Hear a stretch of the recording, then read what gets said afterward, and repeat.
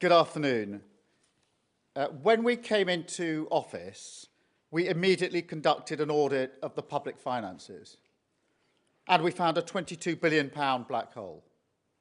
Now, the Independent Office of National Statistics has conducted vital work on the state of immigration and found the previous government were running an open borders experiment. As the ONS sets out, nearly 1 million people came to Britain in the year ending June 2023. That is 4 times the migration levels compared with 2019. Time and again, the Conservative Party promised they would get the numbers down. Time and again, they failed. And now the chorus of excuses has begun. We heard that from the Leader of the Opposition yesterday. But what we didn't hear, what the British people are owed, is an explanation. Because a failure on this scale isn't just bad luck, it isn't a global trend or taking your eye off the ball. No, this is a different order of failure. This happened by design, not accident. Policies were reformed deliberately to liberalise immigration. Brexit was used for that purpose, to turn Britain into a one-nation experiment in open borders. Global Britain. Remember that slogan? That is what they meant. A policy with no support and which they then pretended wasn't happening. And now they want to wave it away with a simple, we got it wrong. Well, that's unforgivable. And mark my words, this government will turn the page. That begins in the economy, because you cannot separate this failure from their refusal to do the hard yards on skills, on welfare reform, on giving our young people opportunities, rather than the easy answers of looking overseas. Because clearly the vast majority of people who entered this country did so to plug gaps in our workforce, skill shortages across the country, which have left our economy hopelessly reliant on immigration. 2.8 million people out of work on long-term sickness, a problem ignored, left to fester. 1 in 8 young people not in employment or education or training. Sectors of our economy, like engineering, where apprenticeships have almost halved in the last decade, while visas have doubled. So we're taking a different approach. We will publish a white paper imminently, which sets out a plan to reduce immigration. The Migration Advisory Committee is already conducting a review. And where we find clear evidence of sectors that are over-reliant on immigration, we will reform the points-based system and make sure that applications for the relevant visa routes, whether it's the skilled worker route or the shortage occupation list, will now come with new expectations on training people here in our country. We will also crack down on any abuse of the visa routes. For far too long, we've been casual about malpractice in our labour market, which sends a clear signal overseas that we're a soft touch. Well, no more. Our rules will be enforced. Any employers who refuse to play ball, they'll be banned from hiring overseas labour. And I'm pleased to announce today a new security agreement between Iraq and the UK. This is a world first that will help us smash the people smuggling gangs and secure our borders. The Home Secretary has been out in Iraq to seal this deal, and we've also announced funding for Iraqi law enforcement to tackle this problem upstream. way before it reaches our shores. We're also tackling the utter mess we inherited in the Home Office. Asylum returns up 53% in the last 12 months compared with the previous year. Total returns up 34% in the last year. And we will keep on going because this is the work of change. And alongside the NHS and the economy, securing our borders is the issue that matters to working people. You know, what people want from politics is not unreasonable. They want order and security, borders that we control, an NHS that protects you, an economy that offers secure work and good opportunities, not just for a few at the top, but for everyone. Let me say directly to the people watching, where the last government failed you, this one will not. They drove immigration numbers up. We will get them down. They left the NHS flat on its face. We will get it standing tall again. They made you poorer. We will put more money in your pockets. It won't be quick or easy, but we are going to turn things around, not with gimmicks, but with graft. A government that will not rest until the foundations are fixed, borders are secure, and Britain is rebuilt. Thank you. I'll now take questions. I think Chris Mason is first from the BBC. Chris. Thank you, Prime Minister. Chris Mason at BBC News. The UK appears to have become addicted to immigration, despite the fact that millions of people for years and years have indicated that they wanted to see the numbers fall. Why should people believe you now that you can achieve something that predecessors have not? And one other question, if I may, apologies.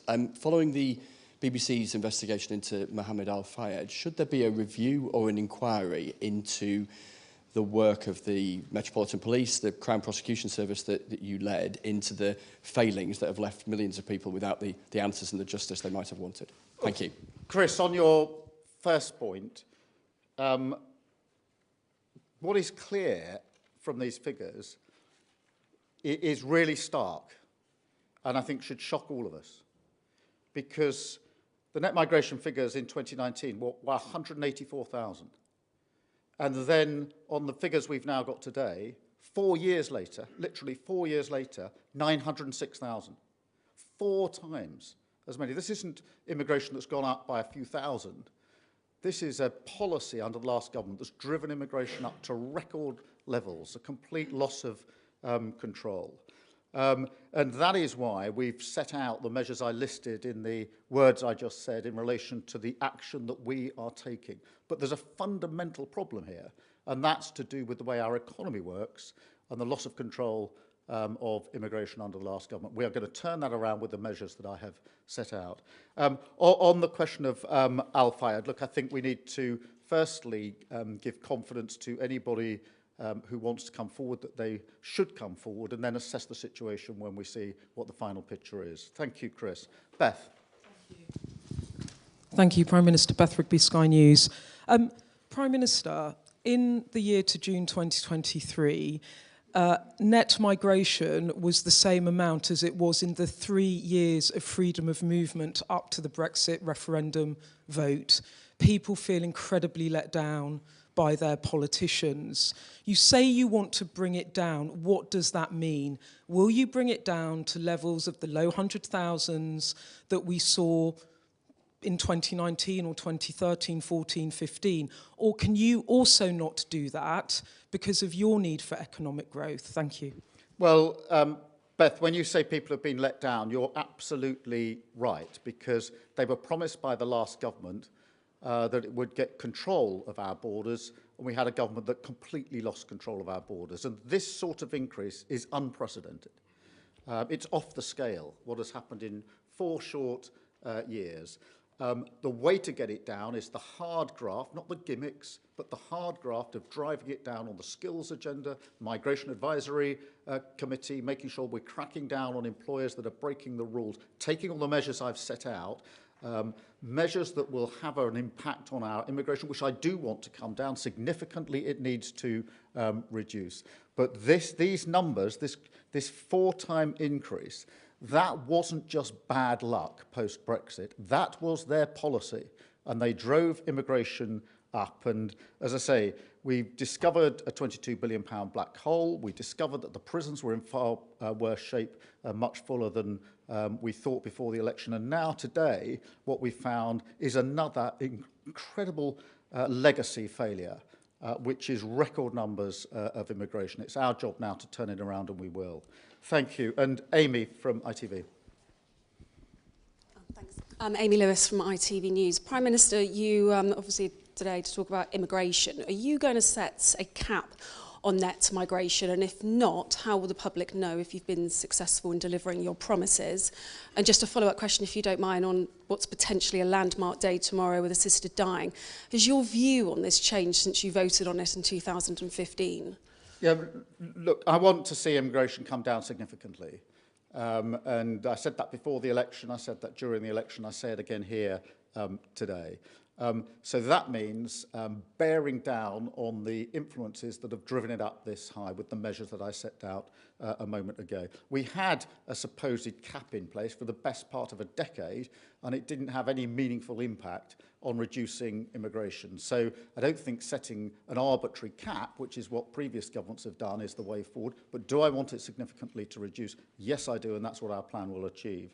In relation to assisted dying, look, the vote is coming up tomorrow, obviously. The government is neutral on this, and it is a genuinely free vote for all members of Parliament, and I don't want to put pressure on them. I've obviously got a huge amount of interest and experience in this, having looked at every single case for 5 years that was ever investigated. You know, I will therefore be casting my vote tomorrow. Thank you. Chris, GB. Chris Hope, GB News. You say you want net migration to fall significantly, Prime Minister. The OBR, which forecasts these numbers, forecasts 315,000 net migrants arriving here but until 2028, 2029, nearly twice the number in 2019. What level are you happy with? Will you cut it back to 2019 levels? And when will that happen by? Well, Chris, that we want and are intending to drive these numbers down. They're far too high. They signal a loss of control. And that's what these policies are designed to achieve. And that's why the white paper will be published imminently, bringing them together as a plan. I'm not going to pluck an arbitrary number because that has been tried many years in a row and it has achieved absolutely nothing. And what I'm not going to do with the British public is adopt an approach which we know has not succeeded and pretend that it's going to succeed. I think the days of fiction and pretending there are easy answers are over. These are the days of hard graft. Thank you, Chris. Kate from Times. Kate McCann from Times Radio. Figures released today show that the asylum system is costing £5.4 billion in the last year. How much of that money has been spent on asylum hotels, and can you guarantee the British public that that spend will be zero by the end of next year? Thank you. We must bring the cost of asylum down, and we have a manifesto pledge to bring the number of hotels down, to end the use of hotels, which we are driving hard at. The way to do that is to increase the processing of claims. Among the reasons that so many people are in hotels is because for a long time the claims weren't being processed. So more people arriving, none of them getting processed, and an ever-increasing pool of people that then had to be accommodated some way or another. That was completely unsustainable. We've transferred 1,000 staff into the processing and returns work of the Home Office. So a significant redeployment of staff in, which is driving up the processing claims. And of course, when it comes to returns, we've returned 9,600 since the election, and we have got more flights off in terms of the numbers on flights than has ever been done before. So it's processing in the first place. It's making sure that we can do the returns on the other and deploying 1,000 staff in to do that vital work. And that's why their numbers are so significant. Jack at The Sun. Jack. Thank you, Prime Minister. Jack Ellison from The Sun. You've spoken today largely of immigration as a matter of economics, but many voters are concerned about the cultural impact on their communities. Is this an argument which you are sympathetic to? Look, I have looked at it mainly as a matter of economics, because if you look at the breakdown within the very high numbers we've got today, very many of them are work visas. But look, in terms of the question you put to me, I do in principle think it's right that we should ensure that we've got the skills and training for people in this country for the jobs that we need. And that is among the drivers of this, that we haven't got the skills regime in place that allows young people, but not just young people in this country, to have the skills that they need and the skills that employers want in order to take us where we need to on the economy. I think the two don't go together, because I think people in this country are entitled to have the opportunity of the skills here. I think businesses are entitled to know that there's a skills strategy that will actually satisfy their needs and their demands. Matt from The Times. Thank you. Matt Dathan from The Times. You've just announced there'll be new expectations on firms to train domestic workers. Other than the restrictions on visas, what incentives or sanctions will there be? And are you promising British jobs for British workers? Well, I think it's, for too long, we've had this over-reliance on the easy answer of recruiting from abroad, and that's got to change. And it's a two-way street. We want to support employers, of course we do. We want to grow the economy, and I don't want to make it more difficult for businesses. But at the same time, and as I've said to them previously, they have to be involved in ensuring we've got the skills we need in this country in the places that we need them. That will come partly by devolving skills, getting more employers and local representatives involved in the skills strategies that we need. And so, you know, it is right that we have the skills available to people who live here, the opportunities that they want to develop their working lives, and give the employers the skills that they need near them for the jobs that they need doing. Thank you. Rajiv from The Guardian. Rajiv Sar from The Guardian. I'm over here, Prime Minister. Nigel Farage said that Donald Trump hates the Chagos deal. Is he right? Well, look, the Chagos deal is a good deal. It secures the base. That's in the vital interests of the US and the UK. And we are already engaging with the new administration in Mauritius as to how we take that forward. Thank you. Harriet from the Daily Mail. Daily Mail. The ONS has admitted that it's been too generous in its assumptions on its figures. Do you think that we need a total rethink of the way these figures are calculated? And do you think it's making it harder for government departments and agencies to plan when the ONS figures are so wide of the mark? Well, I think it's really important that we resist the temptation to see the problem in these figures as lying with the ONS. Because these are the revised figures. They're there for all to see. And what's shocking about them is not that they've been revised. What's shocking about them is the sheer figures. You have to double take when you see an increase of 184,000 to 906,000 in 4 years. If we think about the previous decade or more, in terms of the sorts of numbers we were talking about, what's shocking is not the way the figures are arrived at. This is one of those occasions, a bit like the 22 billion, a bit like the prisons are overfull, where the shock through the system is the sheer size of the number and the loss of control under the last government. Thank you very much indeed.